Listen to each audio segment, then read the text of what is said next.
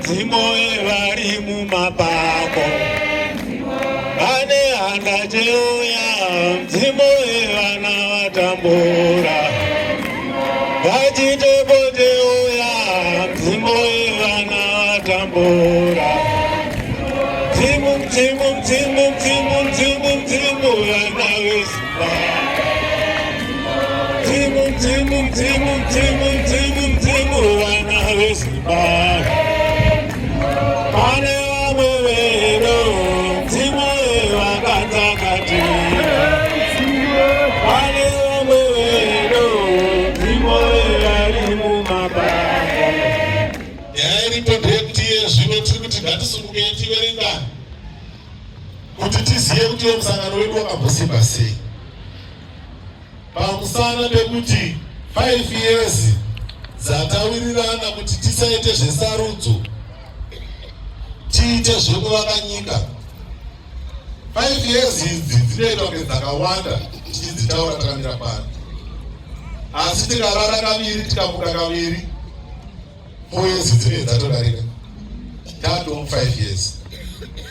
Zvazvinoreva ndezvekuti chairman wedu wemusangano weZANU-PF kana tikasamurongera district official wedu weZANU-PF tikasamurongera 5 years idzi dzichake dziri chinhu dzisingareve chinhu kwaari. So tauya kuno makomberedzi nachairman kuti tizoita urongwa hwekutanga taona kuti ivo vanhu vedu vakambokwana here pamadistrict.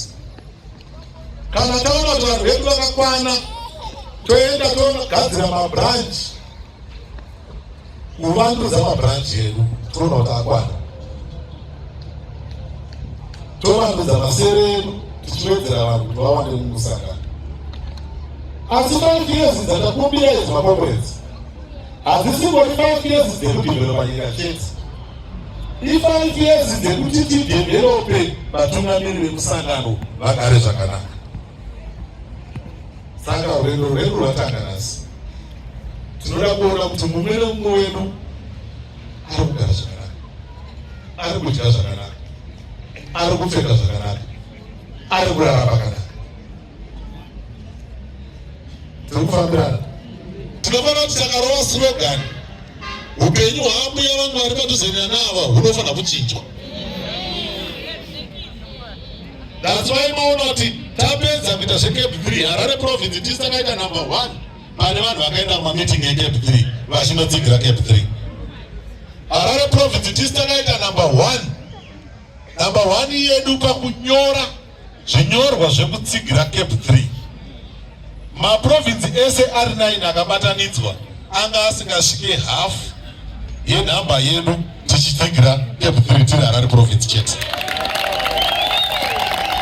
Kureva kuti ini vatungamiri vemusangano muri pano vezone 1 ndini makaita kuti zviitike. Ndini tivatanga tinavo kuakwetiki muchitaura kuti tinotsigira president wedu kuti vasvike 2030. So urongwa hwatanga hwemakomberedzi hatichadi zvemapromisi zvekupromisa kuti toda kuzokuitira chakati, hatichaita izvozvo. Taakuda kuita musangano wokuti kana takauya pano tikati toda kuisa chibhorani mangwana kuseni panofanira pane ringi rinenge riri papa rechibhorani. Taakuda kuita musangano wokuti takati toda kuita project ipapa ndo pane nyaya kuti vamidzi vari chairman muold dispensation yaingotaurwa nyaya yemaprojects. Ndichiri kuyeroka horo yepaprovince pakazara mapepa akazara kudai anga anyorwa naHarare yese vanhu vanga kuita maproject, asi hapana kana 1 yakaitwa. Aiwa utungamiri hwamasenderembwa macentral committee nemaprovincial ari uku huri kuti izvozvo hasisiri zvo zvatida kuita.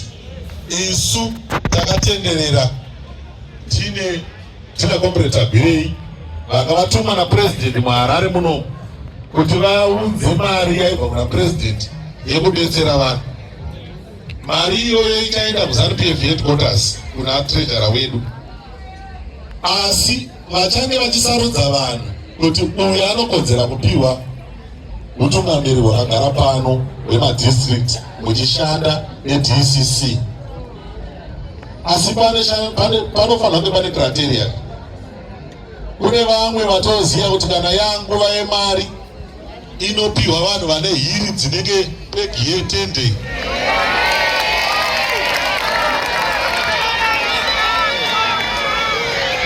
Asi kana tiri pamusangano hapana kana munhu ane hiri wataona panapa nhasi.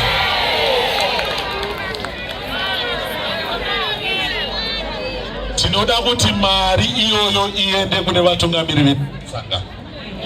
Tichinje mararamiro evanhu vedu vemusangano.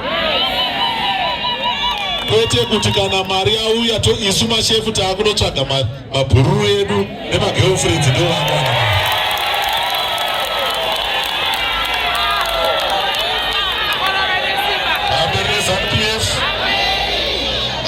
ZANU-PF pasine namo. So maconference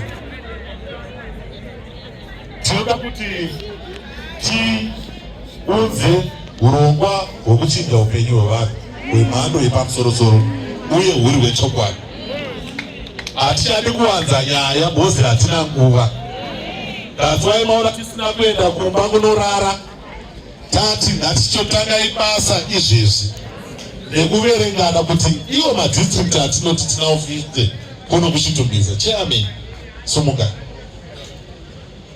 main board yenyu yakakwana 44 here, women's league yenyu yakakwana 44 here, youth league yenyu yakakwana 44 here. Urongwa huri kuenda musangano hunotoda munhu anotoshinga, anotohumukira, anofambira.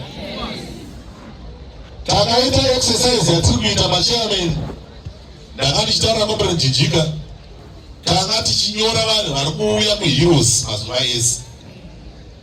Imi machairman hamusi kuuya kuHeroes. Erai musi weMonday tiri kuenda kunoviga gamba. Chairman wese anenge asiko kuHeroes nevanhu vake, kana taakuconsider maapplication unoenda panhamba yako kumashure tobotanga tambopa ava vanouya kuHeroes. Kureva kuti musi weMonday kombre Jijika machairman nemachairwoman eChayU bhazi ravo vopinda mune ravo. Vanoda 2 mabhazi handiti? Munovapa 2 mabhazi vopinda mabhazi avo kuHeroes. Toziva kuti tine vatungamiri vakarongeka. Because kuti tizokutrustai kuti muchapa ambuya ava mari nemusingauye kuHeroes tokutrustai sei? So macomrades, ngatidzokerei kumadistrict kwedu tinoita musangano, tiongorore kuti zvigaro izvi zvichiri nevanhu here kana kuti hazvina. Pamusana pekuti musangano weZANU-PF patichaenda paelection kuno kuchitumbisa, patakaita maelection takadyiwa neopposition 5-0. Chairman vanga vachititsanangurira kuti kana taakuenda kunovhota muna 2030 kunovhota maMP. Kudhara taiguvhota isu vanhu mumaHarare toita kana 200,000 yedu yobetsera president kuwina.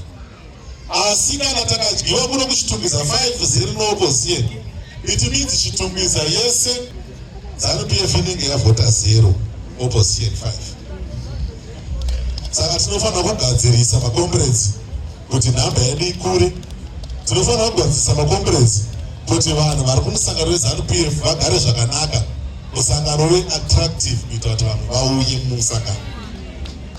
Vamiriri veZANU-PF nekubatana muZANU-PF pasi nemhando.